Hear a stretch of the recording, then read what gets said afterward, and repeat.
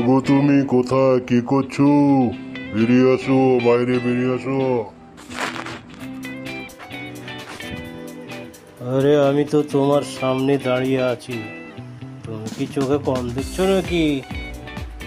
আমাকে কিছু টাকা দাও, মার্কেটে যাব। কি করবে টাকা? এই তো ঈদে মার্কেট করলে, আবার কেন মার্কেট? আরে সব শেষ হয়ে গেছে, তাই মার্কেট থেকে কিছু কিনতে হবে। এখন টাকা নাই, টাকা খরচ হয়ে গেছে।